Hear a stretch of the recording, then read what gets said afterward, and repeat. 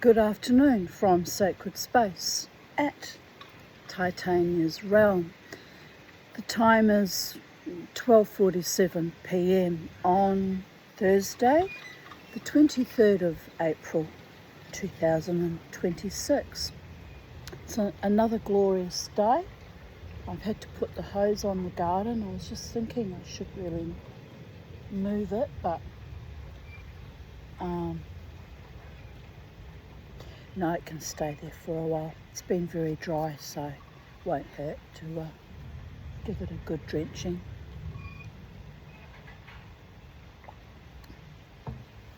So it's a glorious day, not as hot as the last few days have been actually, which is good. It's starting to turn into autumn for real. And I thought I would continue reading, as is my daily practice, stories to you. And I really liked, it's a bit confronting and chilling actually, the story by Alice Munro that I finished reading to you yesterday, The Bear Came Over the Mountain, which was about couples dealing with their dementia patient spouses. And it was so beautifully written and brought up to such a catharsis and a peak of emotion that I literally kind of reached catharsis. Not in the same way as when I've been dancing and moshing for 3 or 4 hours, but it was still potent. And I thought such a beautiful writer that I was so impressed with. I would read her book that I also acquired on the same day, 14th of December 2025, along with that other book, her new selected stories. And I'd never read her before reading that story yesterday, so I didn't even know if I would like her writing. So Alice Munro, if you're still out there, I'm going to read from your new selected stories, which I'm sure my YouTube audience, subscribers, likers, commenters shall enjoy as much as I do. And if they don't enjoy it, Alice, they have the power of the X button or the off switch, which is fine. No one is a prisoner of my love or my contemporaneous processing of life journeys and our humanistic story frameworks, some of which we hang off like a hanged man, and others we are completely coddled and immersed in, almost like a newborn baby, finding new meaning and new creativity and sometimes new perspectives, looking at things in a different way than we might have done before, or sometimes reaffirming that our perspective was creditable and integral and made sense all along in a world that is insensate and getting more batshit crazy by the day. I'm trying to hold on to some kind of equilibrium and gnosis. And as I commented to someone in a YouTube comment section yesterday, knowledge is power. So how do we glean this knowledge? By experiential awareness and by sharing each other's stories. We may not always agree with the other perspectives, but in that disagreement it gives us pause for thought to where we might be coming from and how we might be relating to the world. And I like that. I like to pull apart and put back together and reframe and co-create with the gods and look at things from the point of view of the storyteller or the narrator. Sometimes when you're in the thick of things yourself and you are part of the story, it's hard to disengage and look at it from zoom out from way out in space, perhaps on Artemis on the dark side of the moon, and look at our Earth and then zoom in like a satellite into one individual and go, oh, so that's how it really is, was, or that was the agenda at play. We're not always conscious of, you know, our actions or the long-term consequences of it. So it pays to try, at the very least, to stay conscious, people of Earth, because unconscious, narcissistic, psychopathic people who have not integrated their shadow and are completely what I like to call hollow ghosts, like my mother, for example, are very damaging. Very, very damaging indeed. And it takes a long time to recover from that.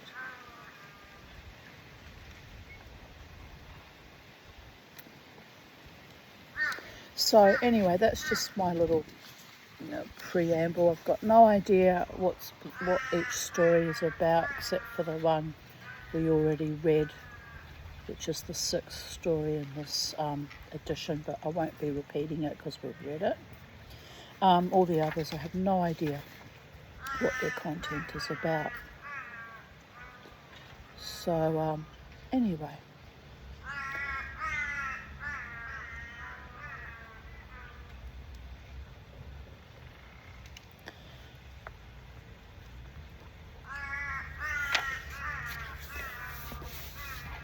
So let us begin reading.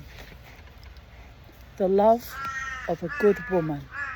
It's I have had a look at the length of it, and I think it will probably be a 3-part video, depending on how tired I get or how quickly the story flows. Some stories that I thought were quite long, I was able to read rather quickly because there was a rhythm to them and an impetus to them. So it's a bit astonishing how that happens at times, but bear in mind I'm still not very well. My swelling's gone down a bit today and I had a really good long sleep. It's still quite swollen across here though, but I had a good long sleep last night and I still feel kind of tired and bedraggled and almost hungover. Not from taking any alcoholic substances, I haven't had anything to drink, but there's kind of this, what we call in the IT world, lag. The old slag's got lag, although I'm not really a slag, am I? Oh. Anyway, I've got a bit of lag because I haven't been well.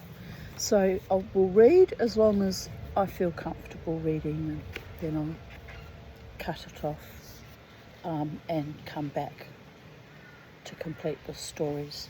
And as you can see, it's quite a thick book, so if I decide to read the entire book like I did with My Mistress's Sparrow is Dead, it's quite a few videos, wasn't it?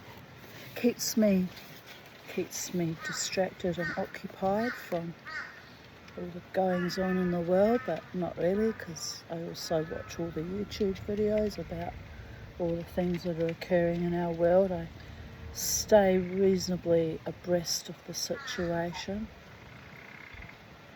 like a one-breasted Amazon going to war. But the girls are still. There's still 2 of them. And they're still held together by some kind of cosmic consciousness and physical. In my physical 3D reality, I'm holding it together somehow. I'm not sure how. Don't ask me how. Can't explain it. Maybe 30 years of therapy. Maybe gifted by the gods.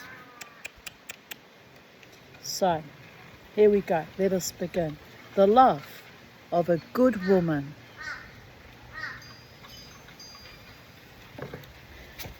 For the last 3 decades, there has been a museum in Wally dedicated to preserving photos and butter churns and horse harnesses and an old dentist's chair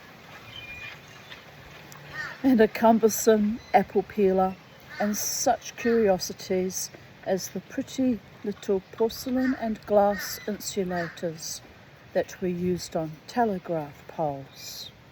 They're kind of fascinating. I've thought about buying them from time to time on Marketplace, but I don't know what I could turn them into. Lack of imagination there. But some of them are very attractive. Like my mother before me, I'm quite fond of glass and crystal and, you know, very good quality porcelain. And I also really love hand glass blowing items. I had some back in the early 90s, before even long before I even considered leaving my husband. I bought some lovely hand-blown glass balls by a famous artist that was up here at the Glass House Mountains at Montville, up at Montville actually, not the Glass House Mountains, and but near there. And he had a studio, and you could actually see him blowing the beautiful glass balls and beautiful intricate vases he made, and I just loved that. They weren't cheap even back in the day. I paid quite a bit for them, comparatively, you know. I actually Googled them out of curiosity. One of his glass paperweights, which I've still got one, I gave some away, is worth $600 now. But they are beautiful and well worth the money from a aesthetic perspective, and also the collector's items. But I gave one to Jared one year, a really beautiful one. It was all blues and silvers inside. It's stunning. And I gave a smaller one that I actually inherited in amongst my mother's chattels. It was also a beautiful piece, to another friend. I won't mention their name.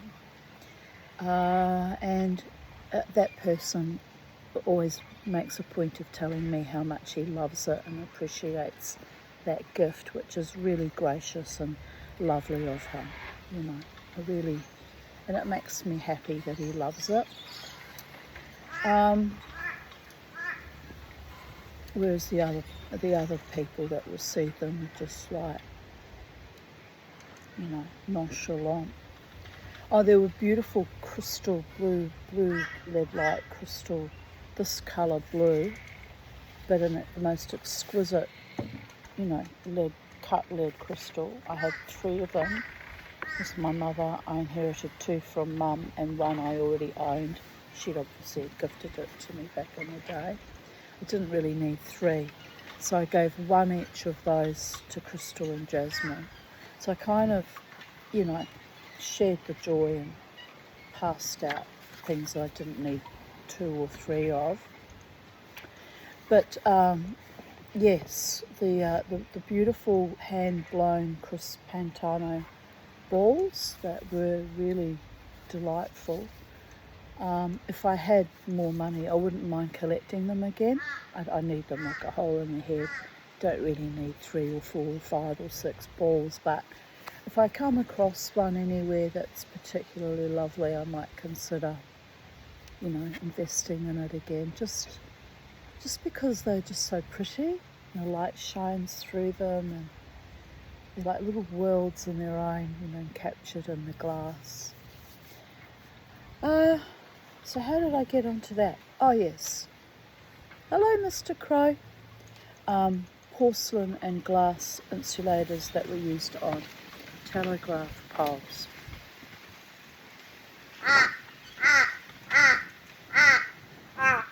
Hello. Hello, lovely one.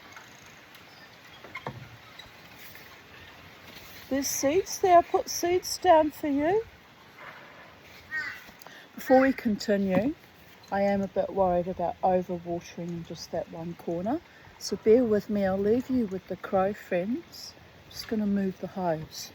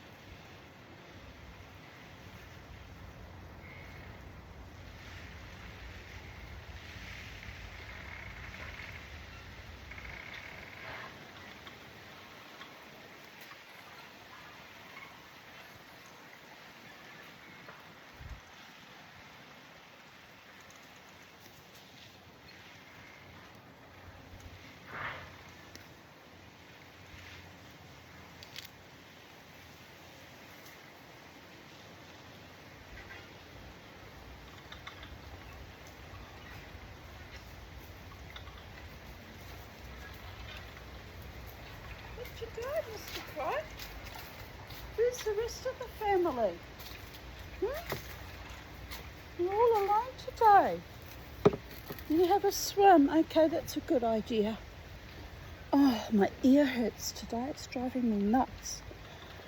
Oh, anyway, I see the dentist on Monday, so I'm looking forward to getting all of that resolved. Might actually have a life after all that's resolved. Might actually get better. By the goddess, what would I achieve if I were perfectly healthy? I'll probably have a breakdown for a while. I'm going to breakdown mode because I haven't had time to really stop and rest and heal properly because I'm supercharged, spiritually supercharged. Something capital S, someone, God is driving me like a bus. This morning I got up a bit later than normal, had a really long sleep, and I started painting, the remainder of the pages of my grimoire with the glitter glue I bought. So that took about an hour or so. Now I'm drying it, and I've given it a second coat and I'm waiting for it to dry. So, all these things, these little finicky things, take time and energy and effort and time. But anyway, let us continue with the story, people of Earth.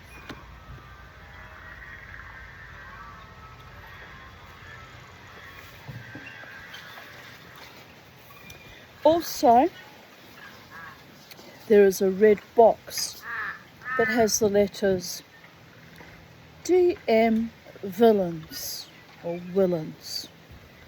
Optometrist printed on it. Oh, what are you doing, little boy? Caught your wing somehow, pulled out a feather. Oh my goodness. Had nothing to do with Kermie. He's on his own, not being bothered by Kermie. What happened, Bo? Did you get that caught in the cages, bars of the cage? He's gonna pull it out. You gonna pull that errant feather out, Bo? He'll make it happen. He'll sort it out, won't he? I'm over worrying about my little fella. I heard him give a little shriek and I thought, oh, what on earth has gone wrong? But he's okay, he's preening now. We'll put that feather back into place. Good boy. Must have got a little bit of a fright because he did call out, didn't he? Little squeak. All right. Kermie's decided to preen himself as well. They're very cute, the two of them. Right, where were we?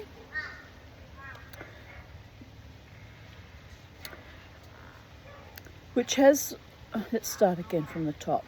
Also, there is a red box which has the letters DM Willans or Villains Optometrist printed on it, and a note beside it saying, this box of optometrist's instruments, though not very old, has considerable local significance since it belonged to Mr. D.M.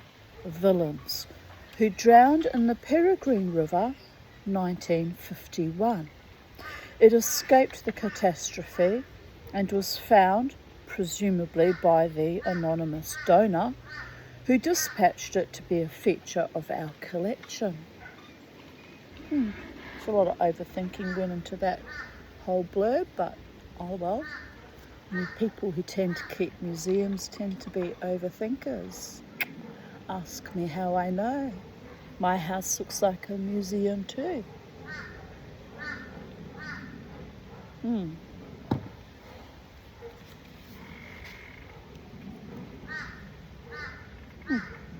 Mr. Crow's also had a wash and is now preening his feathers and looking at me with great devotion. Oh, it's lovely, isn't it? It's back in the water now, splashing happily. The ophthalmoscope could make you think of a snowman. The top part, that is, the part that's fastened onto the hollow handle. A large disc with a smaller disc on top. In the large disc, a hole to look through as the various lenses are moved. The handle is heavy because the batteries are still inside. If you took the batteries out and put in the rod that is provided with a disc on either end, you could plug in an electric cord. What are you doing, you funny crow? Stretched his wings out and is shaking his tail. Never seen him do that before. It's a bit fanning his tail up and down. You want to see if he's going to still do it? No, he's stopped. I was going to show you quickly, but he's stopped. He's hopped off and he's shaking it all out. I've never seen him do that weird gesture before. Wow. Learning a lot about the birds just by being here observing them. Simultaneously reading stories. Let's get back to the story, shall we?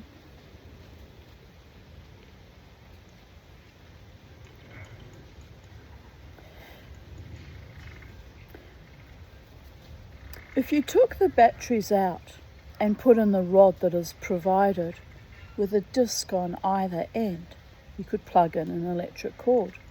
But it might have been necessary to use the instrument in places where there wasn't any electricity. The retinoscope looks more complicated. Underneath the round forehead clamp is something like an elf's head. Another crow's flown in now. With a round flat face and a pointed metal cap. This is tilted at a 45-degree angle to a slim column, and out of the top of the column, a tiny light is supposed to shine. The flat face is made of glass and is a dark sort of mirror. Everything is black, but that is only paint. In some places where the optometrist's hand must have rubbed most often, the paint has disappeared and you can see a patch of shiny silver metal. Yes, hello. You've joined your mate. Don't know where she's gone or he's gone, but you're going to have some seeds, are you? That's good. You have some seeds. Where's Baby Crow? Where is Baby Crow? Not with you today. Maybe he is behind me. Is he behind me? Sometimes they sit behind me and they're so quiet you don't even know they're there. The tawny frogmouths are up there again today. They're so quiet you never know they're there. It's really quite delightful. Oh, excuse me, but my ear is really sore. What?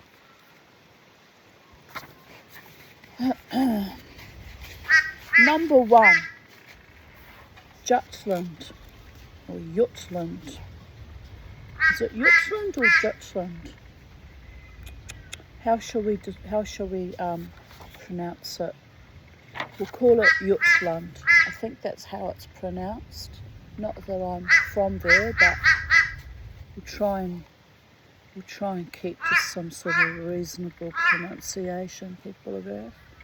If you have a vague idea, as vague as I have.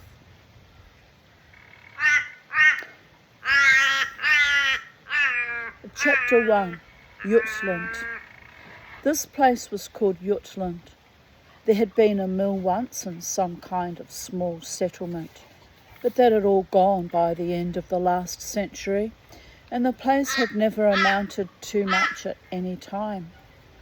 Many people believed that it had been named in honour of the famous sea battle fought during the First World War. But actually everything had been in ruins years before that battle ever took place. You were having a swim too. I tell you what, they really love that little paddling pool. They love it so much. I get told off when the water needs changing. They all just stare at me like this, look into the pool and look at me.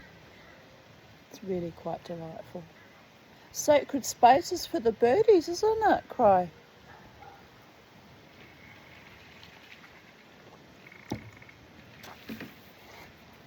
Right.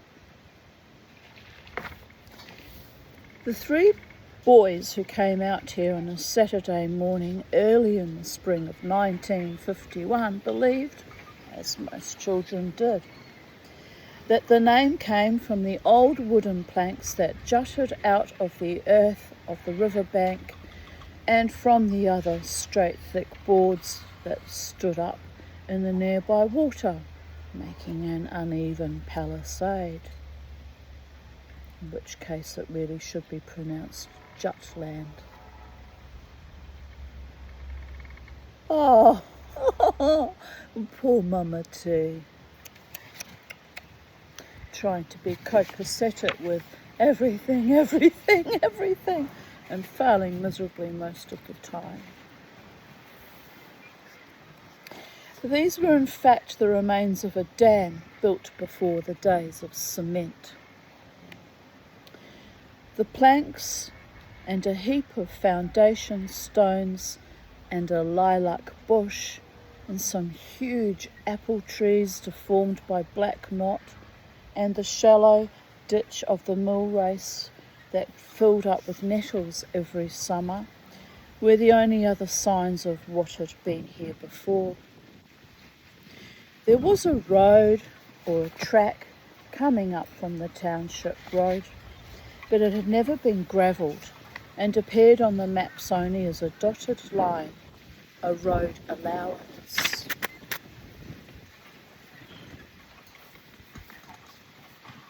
It was used quite a bit in the summer by people driving to the river to swim, or at night by couples looking for a place to park.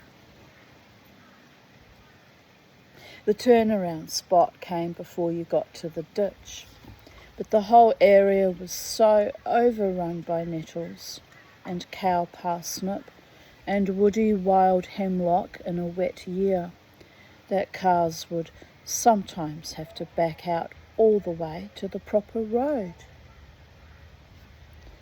The car tracks to the water's edge on that spring morning were easy to spot, but were not taken notice of by these boys who were thinking only about swimming. At least they would call it swimming. They would go to town and say that they had been swimming at Jutland before the snow was off the ground. It was colder here upstream than on the river flats close to the town. There was not a leaf out yet on the riverbank trees. The only green you saw was from patches of leeks on the ground and marsh marigolds, fresh as spinach, spread along any little stream that gullied its way down to the river. And on the opposite bank, under some cedars, they saw what they were especially looking for, a long, low, stubborn snowbank, grey as stones, not off the ground. So they would jump into the water and feel the cold hit them like ice daggers shooting up behind their eyes and jabbing the tops of their skulls from the inside. Then they would move their arms and legs a few times and haul themselves out, quaking and letting their teeth rattle. They would push their numb limbs into their clothes and feel the painful recapture of their bodies by their startled blood and the relief of making their brag true. The tracks that they didn't notice came right through the ditch, in which there was nothing growing now. There was only the flat, dead, straw-coloured grass of the year before. Through the ditch and into the river without trying to turn around. The boys tramped over them. But by this time they were close enough to the water to have had their attention caught by something more extraordinary than car tracks. There was a pale blue shine to the water that was not a reflection of sky. It was a whole car down in the pond on a slant, the front wheels and the nose of it poking into the mud on the bottom, and the bump of the trunk nearly breaking the surface. I'm going to put my hair up because it's driving me mad, having the wind blowing in my face constantly.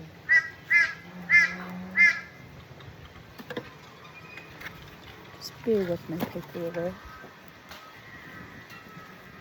So I washed my hair's clean, but it's just very fly away at the moment, and the wind is just blasting it every which way, driving me bats. And the Mama T's got too many things going on in her brain to be driven bats by anything or anyone.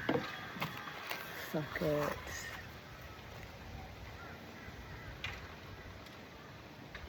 Right, let's try and do this.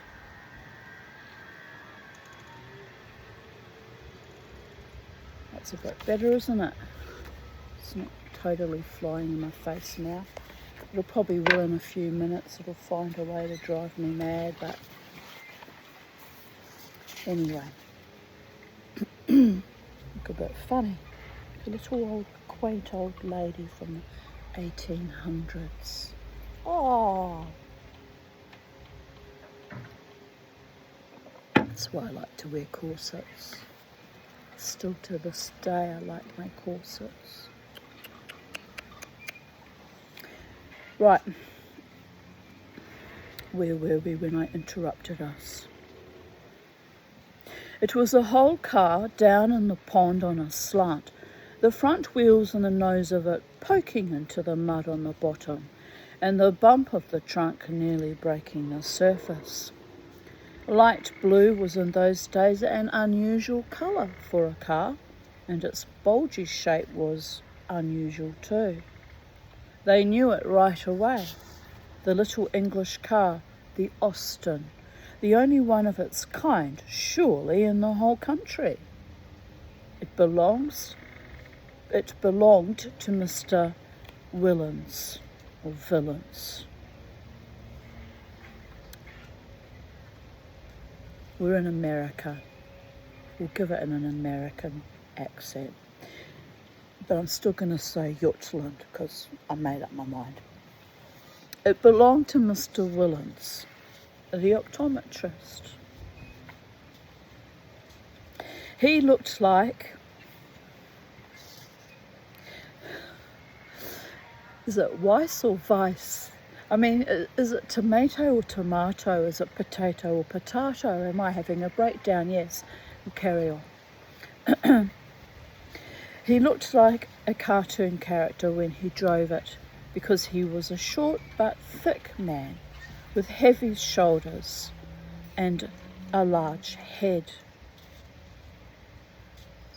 He always seemed to be crammed into his little car, as if it was a bursting suit of clothes.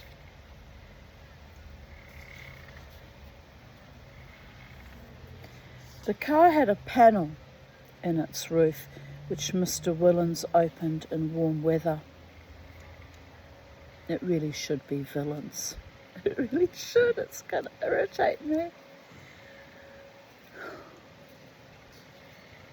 Well, it was open now. They could not see very well what was inside. The colour of the car made its shape plain in the water, but the water was really not very clear, and it obscured what was not so bright. The boys squatted down on the bank, then lay on their stomachs and pushed their heads out like turtles, trying to see. There was something dark and furry, something like a big animal tail, pushed up through the hole in the roof and moving idly in the water. This was shortly seen to be an arm, covered by the sleeve of a dark jacket of some heavy and hairy material. It seemed that inside the car, a man's body, it had to be the body of Mr. Villains, had got into a peculiar position. The force of the water, for even in the mill pond, there was a great deal of force in the water at this time of year.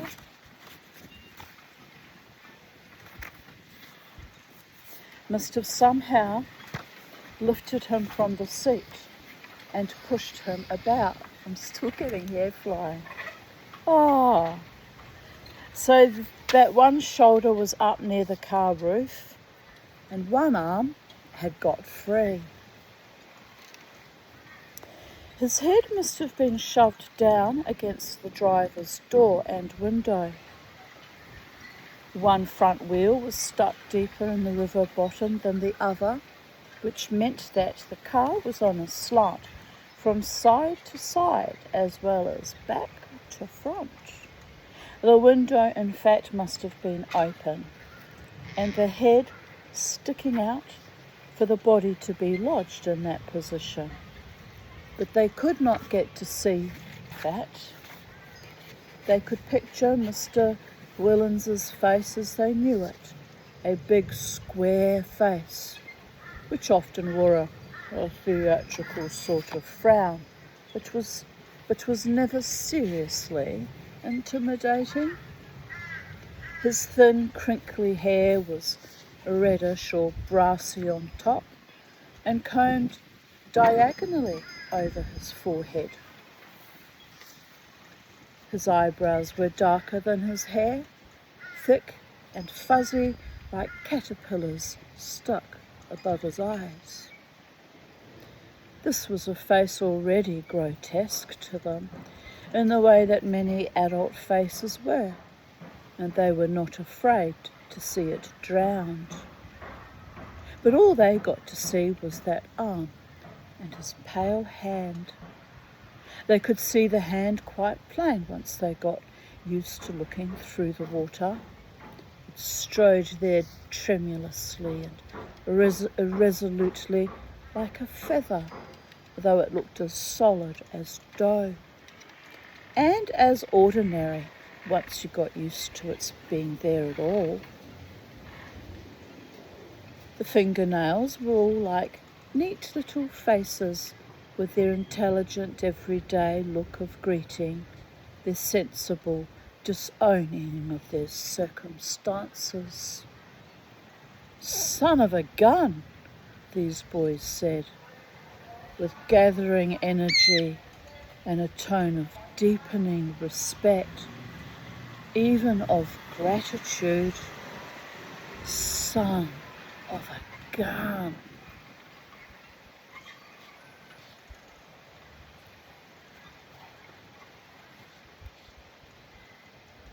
It was their first time out this year. They had come across the bridge over the Peregrine River, the single-lane double-span bridge known locally as Hell's Gate or the Death Trap, although the danger had really more to do with the sharp turn the road took at the south end of it than with the bridge itself. There was a regular walkway for pedestrians, but they didn't use it.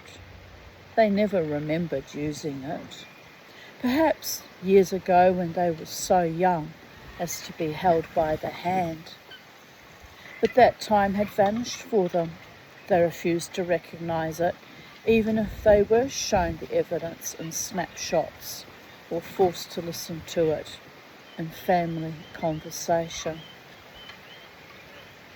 Oh, I just thought I might explain overthinking.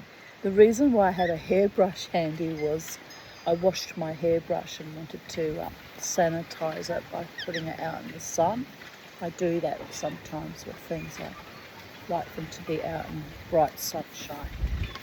So it works for me, if not for any other reason. So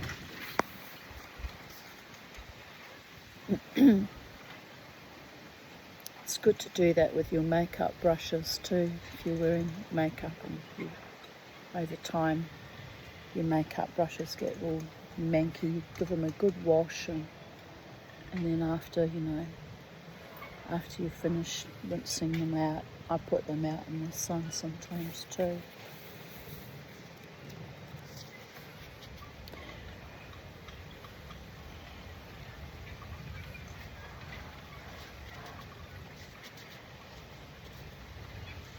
They walked now along the iron shelf that ran on the opposite side of the bridge from the walkway. It was about 8 inches wide and a foot or so above the bridge floor. The Peregrine River was rushing the winter load of ice and snow, now melted, out into Lake Huron. It was barely back within its banks after the yearly flood that turned the flats into a lake and tore out the young trees and bashed any boat or hut within its reach. With the runoff from the fields muddying the water and the pale sunlight on its surface, the water looked like butterscotch pudding on the boil. But if you fell into it, it would freeze your blood and fling you out into the lake if it didn't brain you against the buttresses first. Cars honked at them, a warning or a reproof, but they paid no attention. They proceeded single file, as self-possessed as sleepwalkers. Then at the north end of the bridge, they cut down to the flats, locating the paths they remembered from the year before. The flood had been so recent that these paths were not easy to follow. You had to kick your way through beaten down brush and jump from one hummock of mud-plastered grass to another. As sometimes they jumped carelessly and landed in mud or pools of leftover floodwater, and once their feet were wet, they gave up caring where they landed. They squelched through the mud and splashed in the pools so that the water came in over the tops of their rubber boots. The wind was warm, it was pulling the clouds apart into threads of old wool. And the gulls and crows were quarrelling and diving over the river. Buzzards were circling over them on the high lookout. Oh, galahs! Little galahs boy. The robins had just returned, and the red-winged blackbirds were darting in pairs, striking bright on your eyes as if they had been dipped in paint. Should have brought a 22. Should have brought a 12 gauge. They were too old to raise sticks and make shooting noises. They spoke with casual regret, as if guns were readily available to them.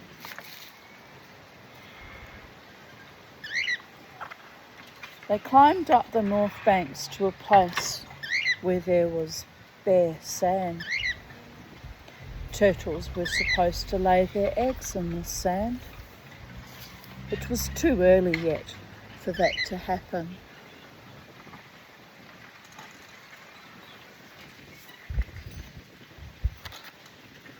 And in fact, the story of turtle eggs dated from years back. None of these boys had ever seen any, but they kicked and stomped the sand just in case. Then they looked around for the place where last year one of them, in company with another boy, had found a cow's hip bone carried off by the flood from some slaughter pile. The river could be counted on every year to sweep off and deposit elsewhere a good number of surprising or cumbersome or bizarre or homely objects. Rolls of wire. It's funny, I'm watering the garden and it feels like we're going to get rain. But sometimes I do that. When I finally say, that's it, I'm going to water. It nearly always rains, almost as though Murphy's Law was in play.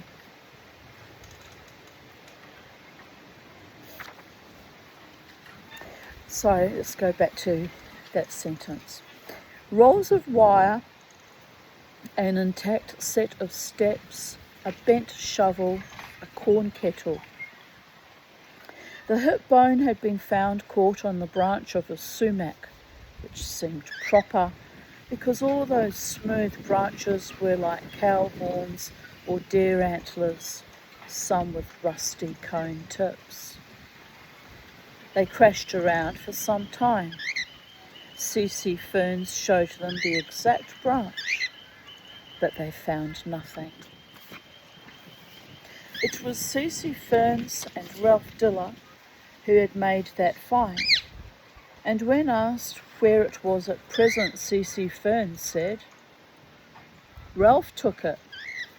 The two boys who were with him now, Jimmy Box and Bud Salter, knew why that would have to be.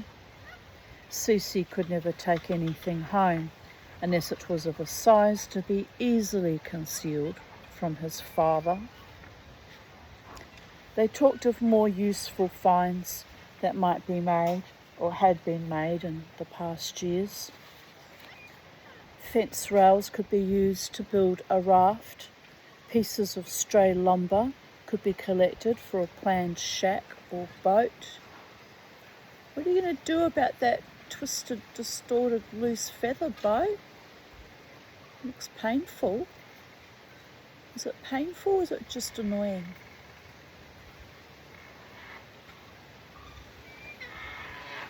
Can't really help him out with it because if I yank on it, I might hurt him.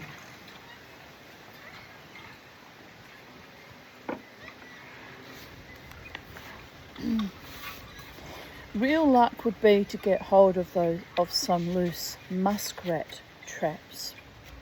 Then you could go into business. You could pick up enough lumber for stretching boards and steal the knives for skinning. They spoke of taking over an empty shed they knew of in the blind alley behind what used to be the livery barn. There was a padlock on it, but you could probably get in through the window, taking the boards offered at night and replacing them at daybreak. You could take a flashlight to work by. No, a lantern. You could skin the muskrats and stretch the pelts and sell them for a lot of money. This project became so real to them that they started to worry about leaving valuable pelts in the shed all day. One of them would have to stand watch while the others went out on the trap lines. Nobody mentioned school. This was the way they talked when they got clear of town. They talked as if they were free, or almost free, agents, as if they didn't go to school or live with families or suffer any of the indignities put on them because of their age. Also, as if the countryside and other people's establishments would provide them with all they needed for their undertakings and adventures, with only the smallest risk and effort on their part.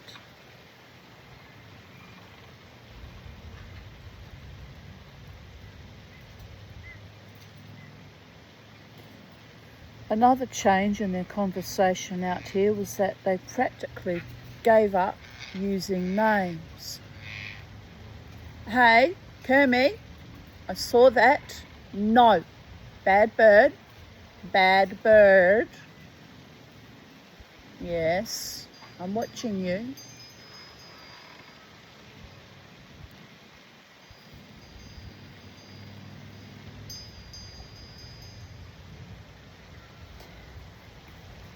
They didn't use each other's real names much anyway, not even family nicknames such as Bud.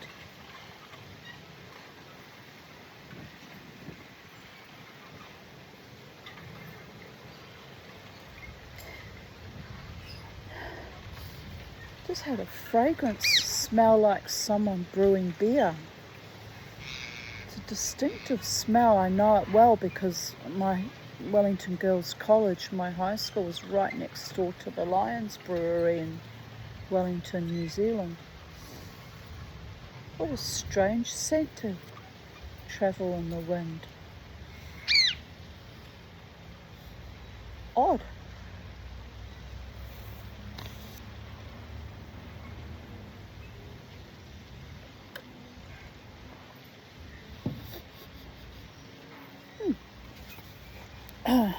Anyway, but at school nearly everyone had another name, some of these having to do with the way people looked or talked, like Goggle or Jabber, and some, like Sore Ass and Chicken Fucker, having to do with incidents real or fabulous in the lives of those named, or in the lives, such names were handed down for decades, of their brothers, fathers, or uncles. These were the names they let go of when they were out in the bush or on the river flats. If they had to get one another's attention, all they said was, "Hey." Even the use of names that were outrageous and obscene and that grown-ups supposedly never heard would have spoiled a sense they had at these times of taking each other's looks, habits, family and personal history entirely for granted. And yet they hardly thought of each other as friends. They would never have designated someone as a best friend or a next best friend, or joggled people around in these positions the way girls did. Any one of at least a dozen boys could have been substituted for any one of these three and accepted by the others in exactly the same way.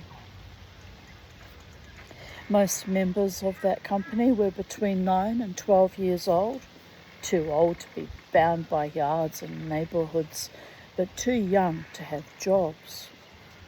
Even jobs sweeping the sidewalk in front of stores or delivering groceries by bicycle.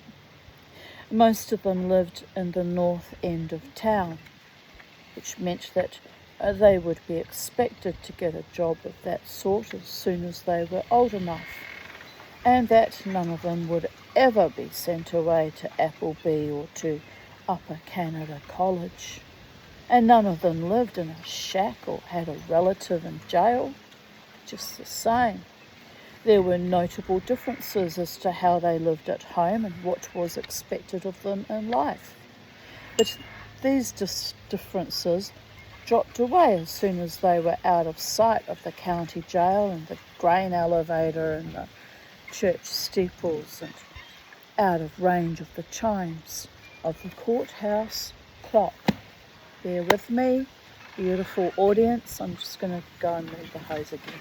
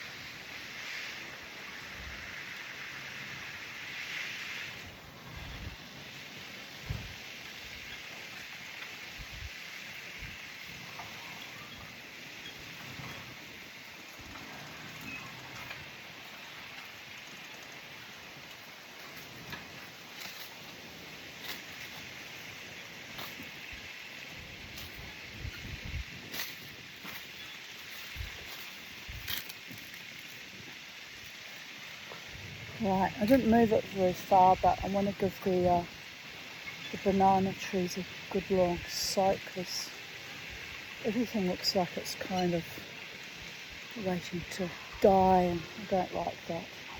Got to keep my beautiful garden alive, people are there.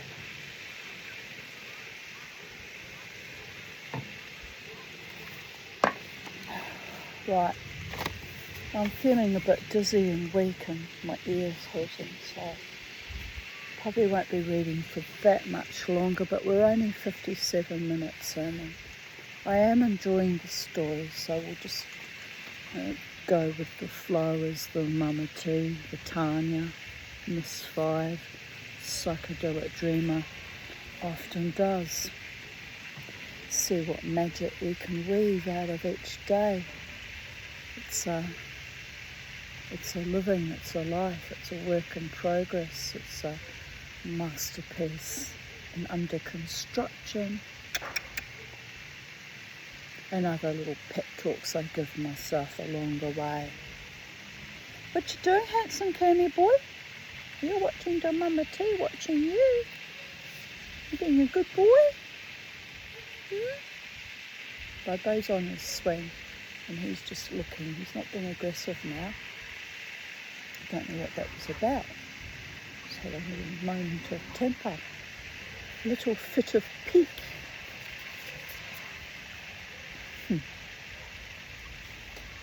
On their way back, they walked fast. Sometimes they trotted, but did not run. Jumping, dallying, splashing were all abandoned. And the noises they'd made on their way out, the hoots and howls, were put aside as well. Any windfall of the flood was taken note of but passed by. In fact, they made their way as adults would do, at a fairly steady speed and by the most reasonable route, with the weight on them of where they had to go and what had to be done next. They had something close in front of them, a picture in front of their eyes that came between them and the world, which was the thing most adults seemed to have. The pond, the car, the arm, the hand. They had some idea that when they got to a certain spot, they would start to shout. They would come into town yelling and waving their news around them, and everybody would be stock still, taking it in. They crossed the bridge the same way as always, on the shelf, but they had no sense of risk or courage or nonchalance. They might as well have taken the walkway. Instead of following the sharp turning road from which you could reach both the harbour and the square, they climbed straight up the bank on a path that came out near the railway sheds. The clock played its quarter after chimes. A quarter after 12. Right, so we'll keep going.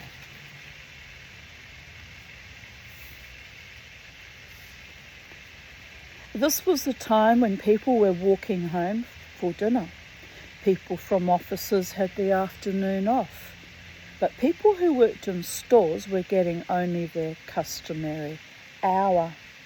The stores stayed open till 10 or 11 o'clock on Saturday night. Most people were going home to a hot, filling meal. Pork chops or sausages or boiled beef or cottage roll. Potatoes for certain, mashed or fried. Winter stored root vegetables or cabbage or creamed onions. A few housewives, richer or more feckless, might have opened a tin of peas or butter beans. Bread, muffins, preserves, pie. Just want to see if my parcels arrived.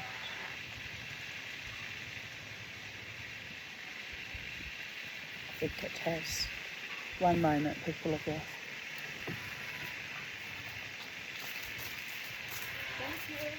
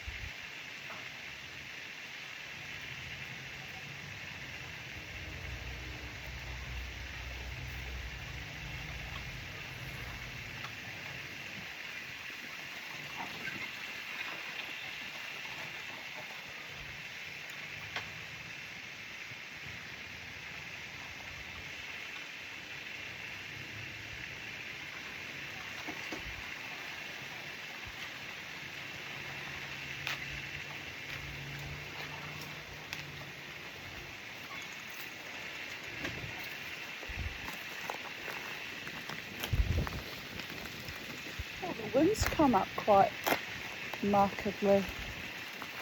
It's too windy, birdie boys. I'll have to bring you inside.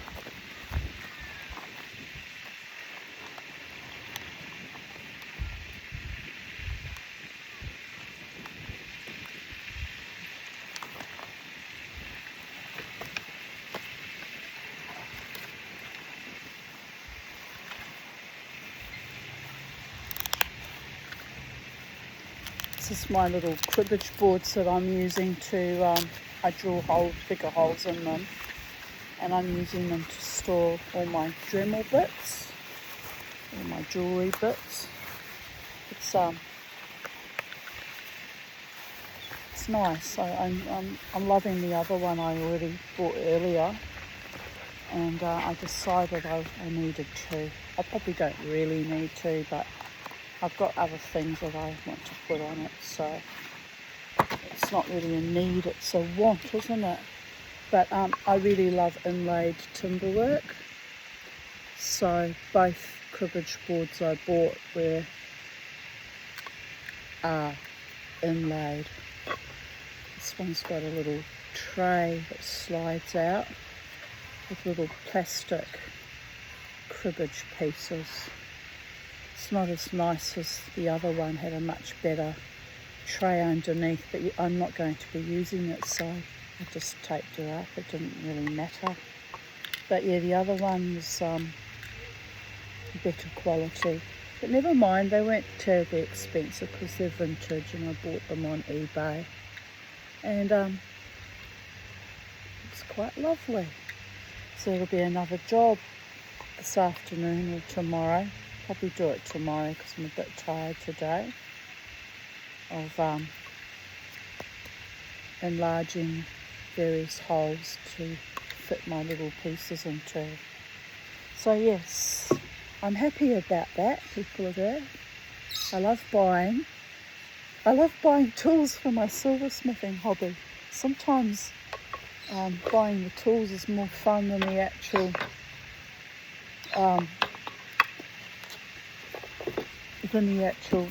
silversmithing itself. And please excuse me for a moment, I'll be back forthwith. I'll leave you facing the birdie boys so you can keep an eye on them while I'm otherwise engaged. There we go.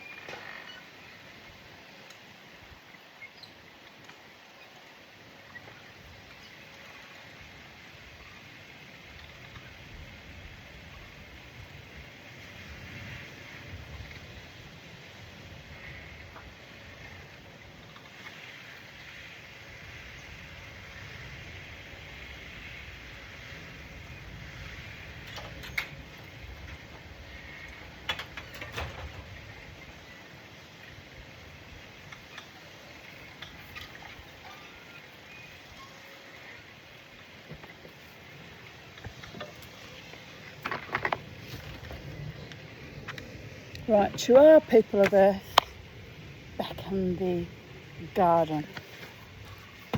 So, sorry about that interruption. I really am not all that well. Haven't been well for days and weeks now. I'm hoping when the teeth get resolved I'll start to feel better, but I really don't know at this stage if it'll make any difference.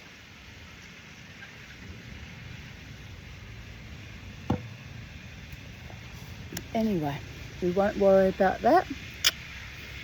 I've survived many things, including other difficulties with teeth, so it's just gets a bit more wearing on the system, and as you get older it's harder to bounce back.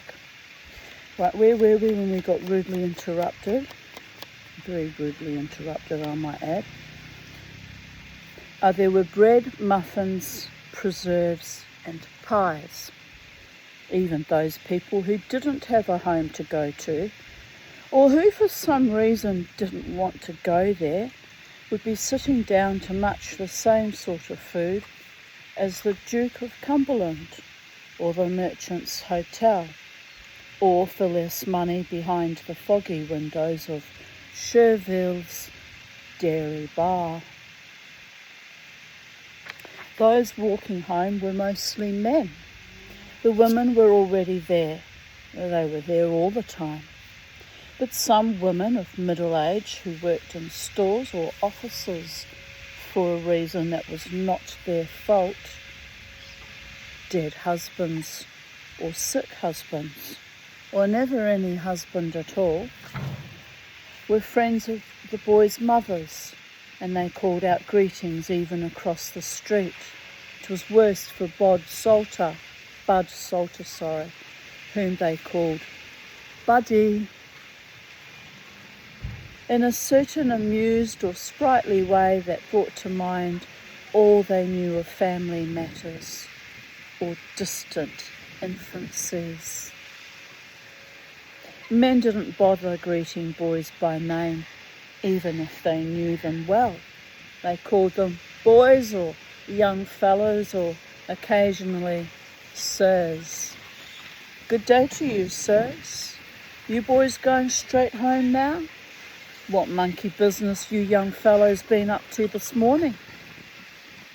These greetings had a degree of jocularity. So all these greetings had a degree of jocularity. But there were differences.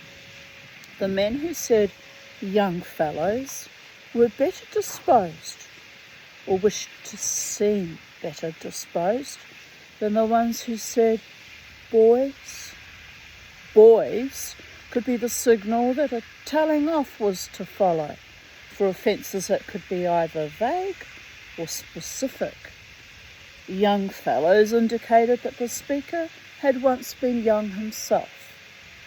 Sirs was outright mockery and disparagement, but didn't open the way to any scolding because the person who said that could not be bothered.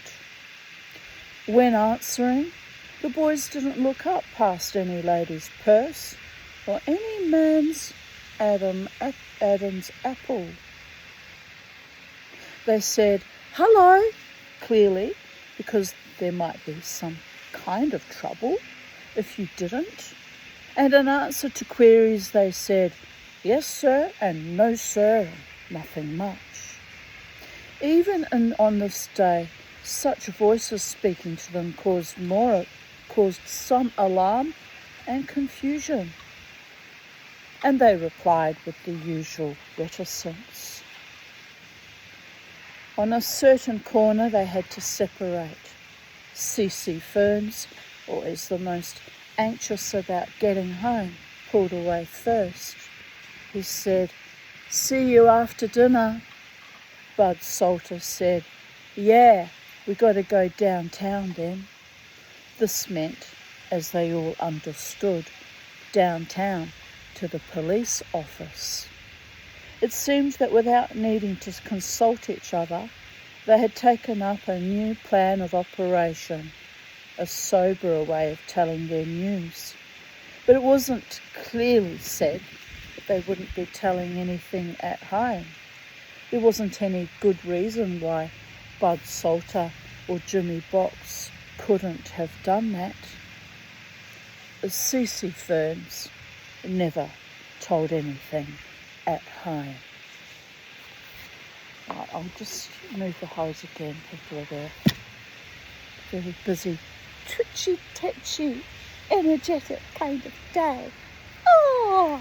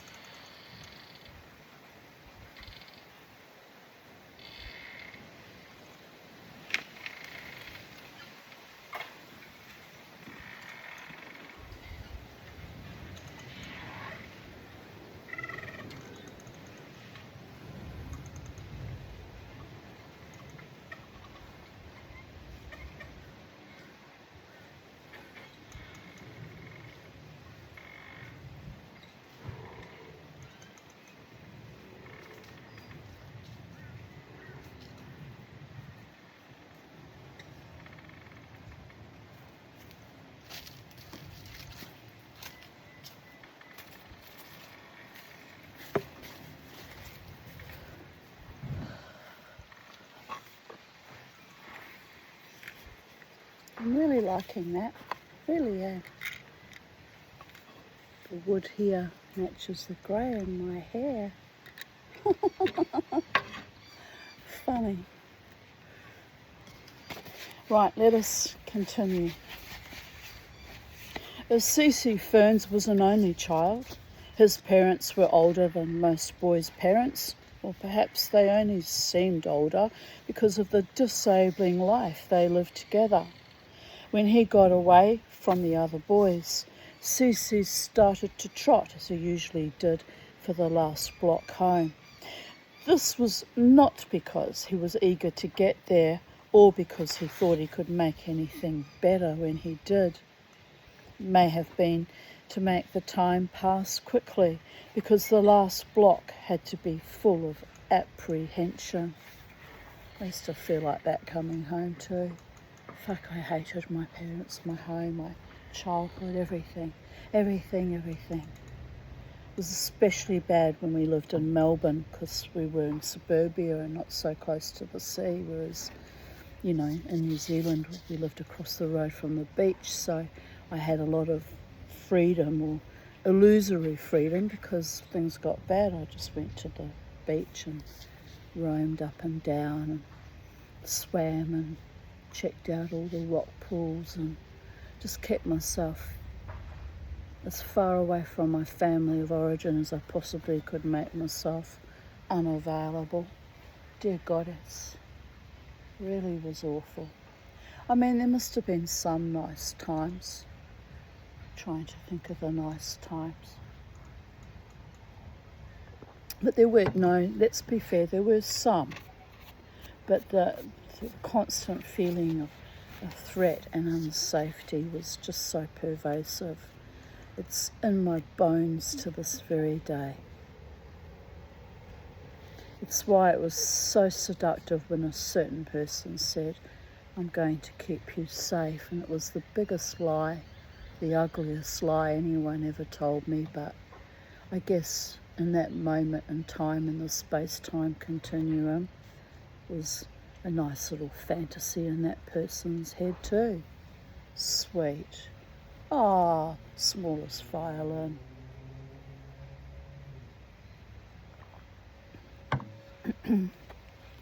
Pity it was so short-lived, but wow. Never mind.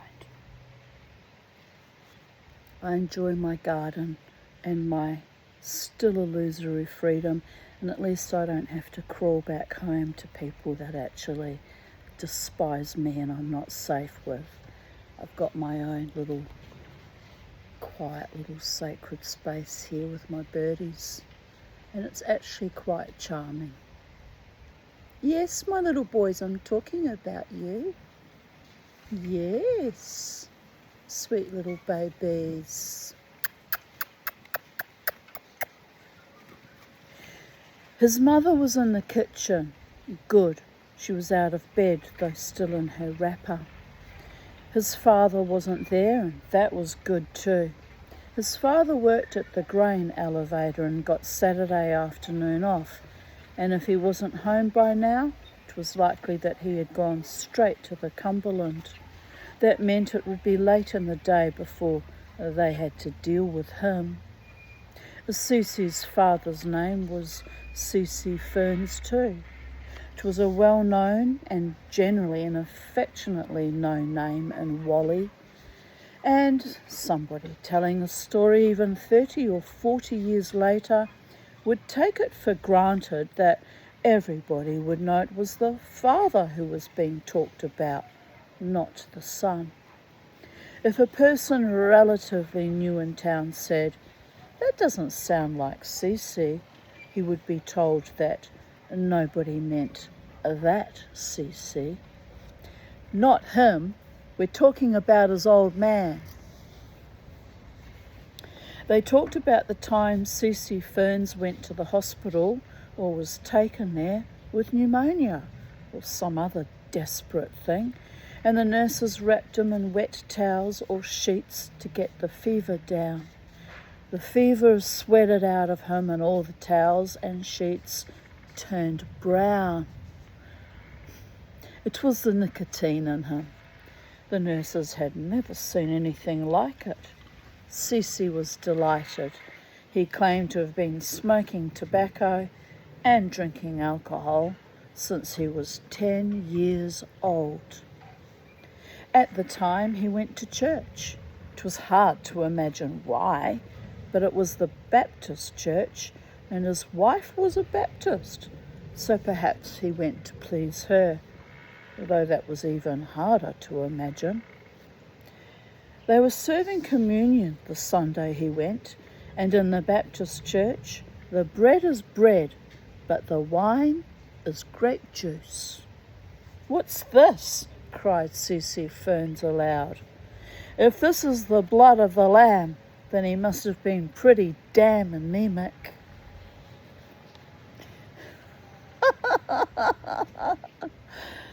Preparations for the noon meal were underway in the Ferns' kitchen.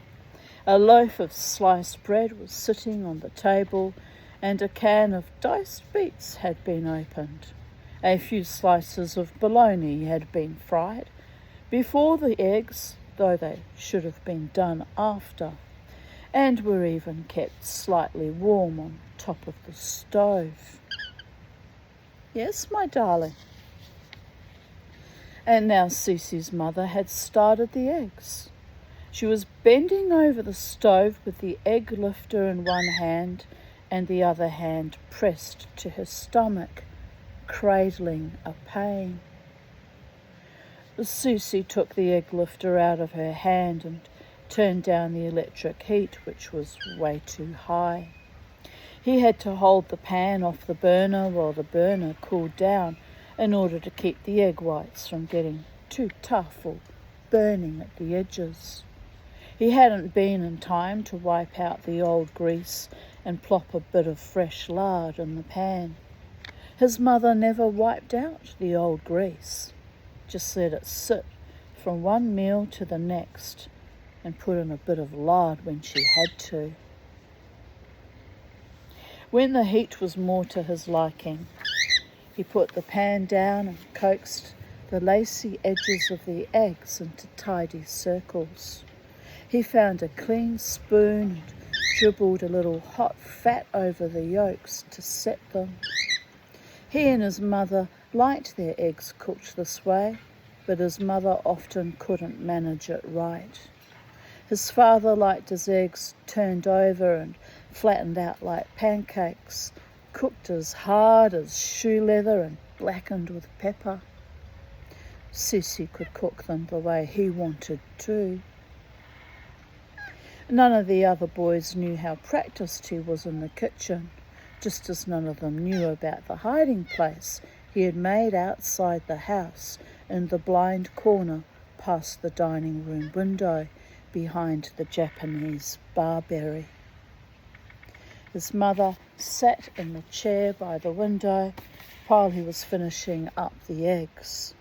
She kept an eye on the street. There was still a chance that his father would come home for something to eat. He might not be drunk yet.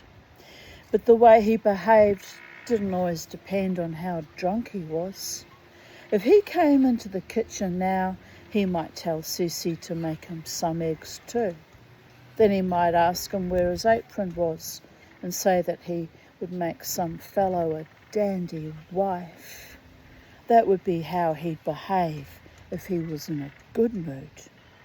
In another sort of mood, he would start off by staring at Susie in a certain way, that is, with an exaggerated, absurdly threatening expression, and telling him he better watch out. Smart bugger, aren't you? Well, all I got to say to you is, better watch out. Then if Susie looked back at him, or maybe if he didn't look back, or if he dropped the egg lifter or set it down with a clatter, or even if he was sliding around being extra cautious about not dropping anything and not making a noise, his father was apt to start showing his teeth and snarling like a dog. It would have been ridiculous. It was ridiculous. Except that he meant business. A minute later, the food and the dishes might be on the floor, and the chairs or the table overturned, and he might be chasing Susie around the room, yelling how he was going to get him this time, flatten his face on the hot burner. How would he like that? You'd be certain he'd gone crazy. But if, at this moment, a knock came at the door, if a friend of his arrived, say, to pick him up, his face would reassemble itself in no time, and he would open the door and call out the friend's name in a loud, bantering voice. "I'll be with you in 2 shakes. I'd ask you in, but the wife's been pitching the dishes around again."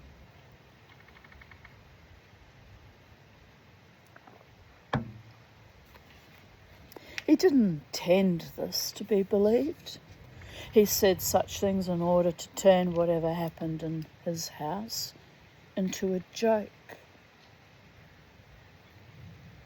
Susie's mother asked him if the weather was warming up and where he had been that morning. "Yeah," he said, "and out on the flats." She said that she thought she could smell the wind on him. "You know what I'm going to do right after we eat," she said. "I'm going to take a hot water bottle and go right back to bed, and maybe I'll get my strength back and feel like doing something." That was what she nearly always said she was going to do, but she always announced it as if it was an idea that had just occurred to her, a hopeful decision.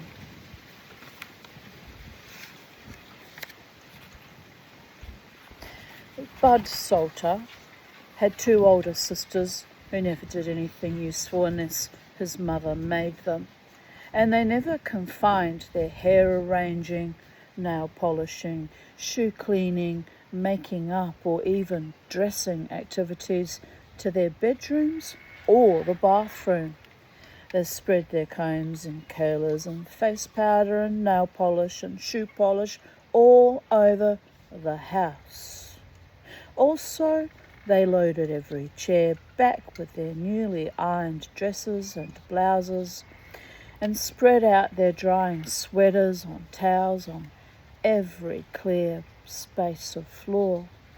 Then they screamed at you if you walked near them. They stationed themselves in front of various mirrors. The mirror in the hall coat stand, the mirror in the dining room buffet, and the mirror beside the kitchen door with the shelf underneath, always loaded with safety pins, bobby pins, pennies, buttons, bits of pencils. Sometimes one of them would stand in front of a mirror for 20 minutes or so, checking herself from various angles, inspecting her teeth and pulling her hair back, then shaking it forward. Then she would walk away, apparently satisfied or at least finished, but only as far as the next room, the next mirror, where she would begin all over again, just as if she'd been delivered a new head. Right now, his older sister, the one who was supposed to be good-looking, was taking the pins out of her hair in front of the kitchen mirror. Her head was covered with shiny curls like snails. His other sister, on orders from his mother, was mashing the potatoes. His 5-year-old brother was sitting in place at the table, banging his knife and fork up and down and yelling, "Want some service? Want some service?" Kid sounds like me. Babies. The baby of the family wants to be acknowledged and treated accordingly.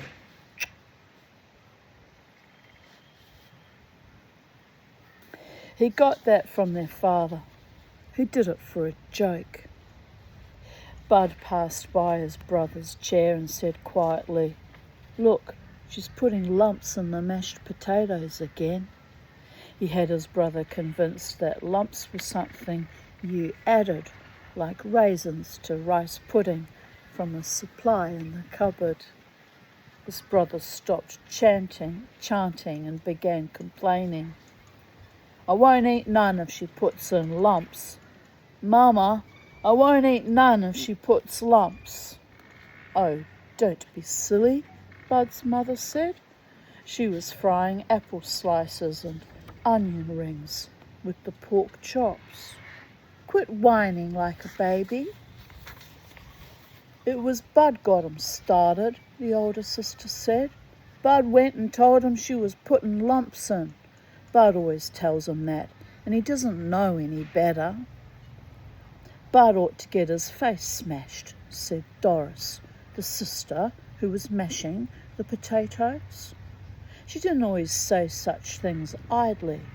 She'd once left a claw scar down the side of Bud's cheek. Bud went over to the dresser, where there was a rhubarb pie cooling. He took a fork and began carefully, secretly, prying at it, letting out delicious steam, a delicate smell of cinnamon. He was trying to open one of the vents in the top of it so that he could get a taste of the filling. His brother saw what he was doing but was too scared to say anything. His brother was spoiled and was defended by his sisters all the time. Bud was the only person in the house he respected. "Want some service," he repeated, speaking now in a thoughtful undertone. Doris came over to the dresser to get the bowl for the mashed potatoes. Bud made an incautious movement, and part of the top crust caved in. "So now he's wrecking the pie," Doris said. "Mama, he's wrecking your pie." "Shut your damn mouth," Bud said.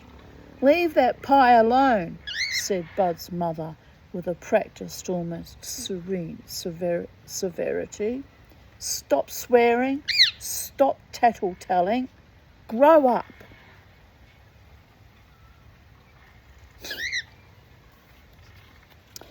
Jimmy Box sat down to dinner at a crowded table. He and his father and his mother and his 4-year-old and 6-year-old sisters lived in his grandmother's house with his grandmother and his great-aunt Mary and his bachelor uncle. His father had a bicycle repair shop in the shed behind the house, and his mother worked at Honeker's department store. Jimmy's father was crippled, the result of a polio attack when he was 22 years old. He walked bent forward from the hips, using a cane. This didn't show so much when he was working in the shop, because such work often means being bent over anyway. When he walked along the street, he did look very strange, but nobody called him names or did an imitation of him. He had once been a notable hockey player or basketball player for the town, and some of the grace and valour of the past still hung around him, putting his present state into perspective so that it could be seen as a phase, though a final one. He helped this perception along by cracking silly jokes and taking an optimistic tone, denying the pain that showed in his sunken eyes and kept him awake many nights. And unlike C.C. Ferns's father, he didn't change his tune when he came into his own house. But of course, it wasn't his own house. His wife had married him after he was crippled, though she had got engaged to him before, and it seemed the natural thing to do, to move in with her mother, so that the mother could look after any children who came along while the wife went on working at her job. It seemed the natural thing to the wife's mother as well, to take on another family, just as it seemed natural that his sister Mary should move in with the rest of them when her eyesight failed, and that his son Fred, who was extraordinarily shy, should continue to live at home unless he found some place he liked better. This was a family who accepted burdens of one kind or another with even less fuss than they accepted the weather. In fact, nobody in that house would have spoken of Jimmy's father's condition or Aunt Mary's eyesight as burdens or problems, any more than they would of Fred's shyness. Drawbacks and adversity were not to be noticed, not to be distinguished from their opposites.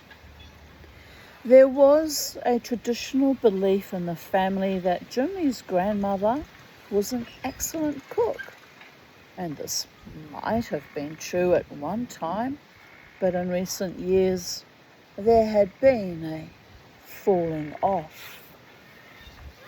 Economies were practiced beyond what there was any need for now. Jimmy's mother and his uncle made decent wages, and his Aunt Mary got a pension, and the bicycle shop was fairly busy. But one egg was used instead of 3, and the meatloaf got an extra cup of oatmeal. There was an attempt to compensate by overdoing the Worcestershire Worcestershire sauce, or sprinkling too much nutmeg on the custard. But nobody complained. Everybody praised.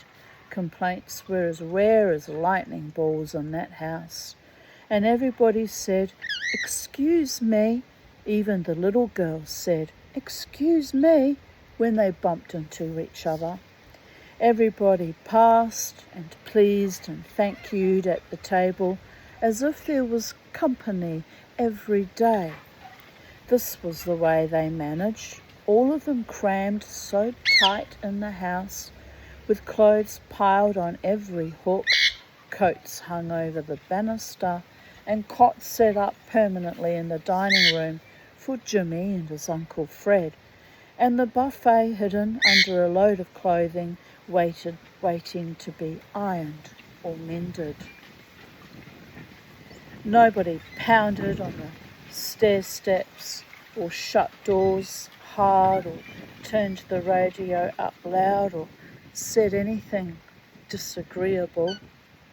Did this explain why Jimmy kept his mouth shut that Saturday at dinner time? They all kept their mouths shut, all three of them. In Cece's case, it was easy to understand. His father would never have stood for Cece's claiming so important a discovery. He would have called him a liar as a matter of course. And Cece's mother, judging everything by the effect it would have on his father, would have understood correctly that even his going to the police office with his story would cause disruption at home.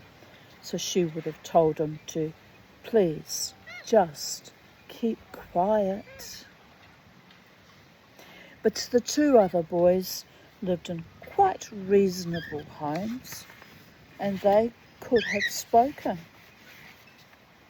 In Jimmy's house, there would have been consternation and some disapproval, but soon enough they would have admitted that it was not Jimmy's fault.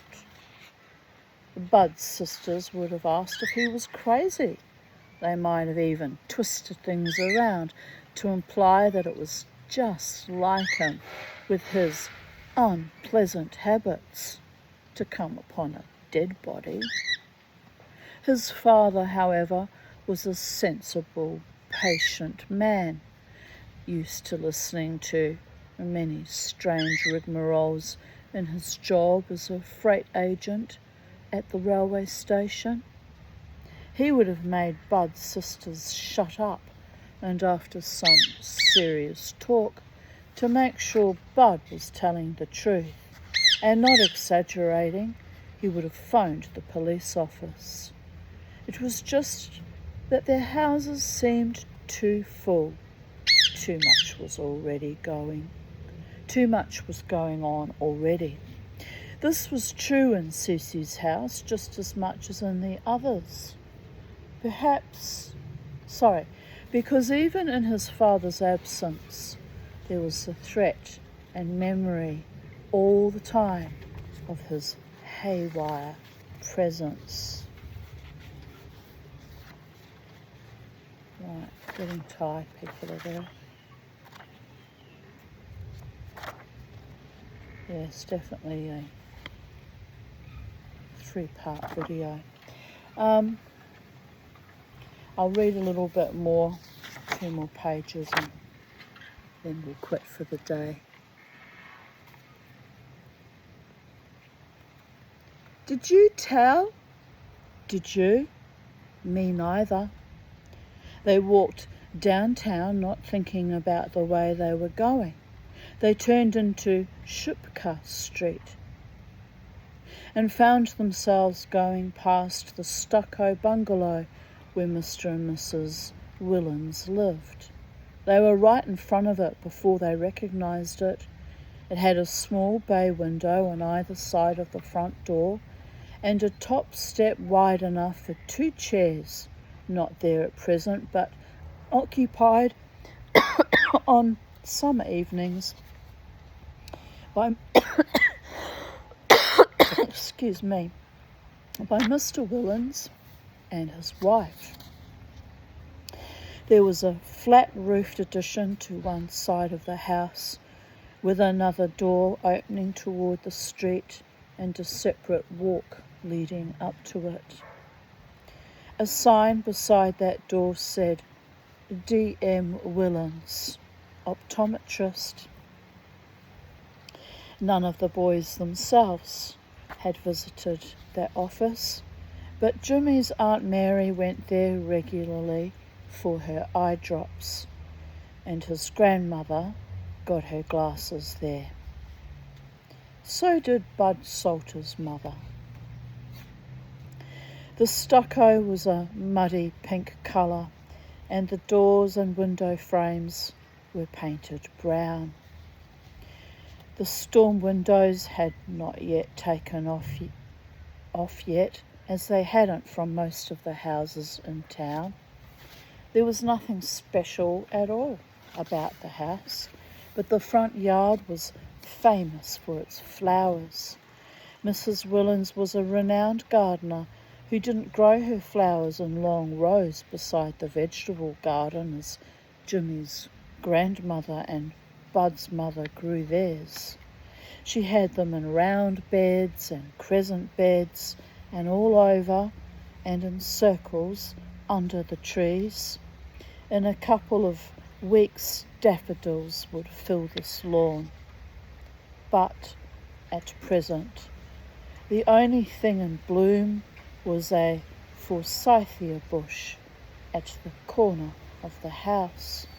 It was nearly as high as the eaves, and it sprayed yellow into the air the way a fountain shoots water. The forsythia shook not with the wind, and out came a stooped brown figure. It was Mrs. Willens in her old gardening clothes, a lumpy little woman, baggy slacks, and a ripped jacket, and a peaked cap that might have been her husband's. It slipped down too low and almost hid her eyes. She was carrying a pair of shears. They slowed right down. It was either that or run. Maybe they thought she wouldn't notice them, that they could turn themselves into posts, but she had seen them already, and that was why she came hastening through. "I see you're gawking at my forsythia," said Mrs. Willens. "Would you like some to take home?" What they had been gawking at was not the forsythia, but the whole scene, the house looking just as usual, the sign by the office door, the curtains letting light in. Nothing hollow or ominous, nothing that said that Mr. Willens was not inside, and that his car was not in the garage behind his office, but in Yotland Pond. And Mrs. Willens out working in her yard, where anybody would expect her to be. Everybody in town said so the minute the snow was melted, and calling out in her familiar tobacco-roughened voice, abrupt and challenging but not unfriendly, a voice identifiable half a block away, coming from the back of any store. "Wait," she said. "Wait now and I'll get you some." She began smartly, selectively snapping off the bright yellow branches, and when she had all she wanted, she came towards them behind a screen of flowers. "Here you are," she said. "Take these home to your mothers. It's always good to see the forsythia. It's the very first thing in the spring." She was dividing the branches among them. "Like all gall," she said, "all gall is divided into 3 parts. You must know about that if you take Latin." "We aren't in high school yet," said Jimmy, whose life at home had readied him better than the others for talking to ladies. Aren't you? She said. Well, you've got all sorts of things to look forward to. Tell your mothers to put them in lukewarm water. Oh, I'm sure they already know that. I've given you branches that aren't all the way out yet, so they should last and last. They said thank you, Jimmy first and the others picking it up from him. They walked toward downtown with their arms loaded. They had no intention of turning back and taking the flowers home, and they counted on her not having any good idea of where their homes were. Half a block on, they sneaked looks back to see if she was watching. She wasn't. The big house near the sidewalk blocked the view in any case. The forsythia gave them something to think about. The embarrassment of carrying it, the problem of getting rid of it. Otherwise they would have to think about Mr. Willens and Mrs. Willens, how she could be busy in her yard and he could be drowned in his car. Did she know where he was, or did she not? It seemed that she couldn't. Did she even know that he was gone? She had acted as if there was nothing wrong, nothing at all. And when they were standing in front of her, this had seemed to be the truth. What they knew, what they had seen, seemed actually to be pushed back, to be defeated by her not knowing it. Two girls on bicycles came wheeling around the corner. One was Bud's sister Doris. At once these girls began to hoot and yell. "Oh, look at the flowers," they shouted. "Where's the wedding? Look at the beautiful bridesmaids." Bud yelled back the worst thing he could think of.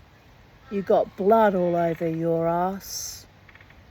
Of course she didn't, but there had been an occasion when this had really been so. She had come home from school with blood on her skirt. Everybody had seen it, and it would never be forgotten.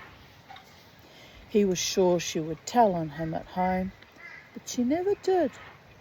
Her shame about that other time was so great that she could not refer to it, even to get him in trouble. And we'll finish there for today. Page 18. We'll come back tomorrow with the rest of the story. Hope you enjoyed that as much as I seem to. And a blessed be from sacred space at Titania's realm. Bye for now.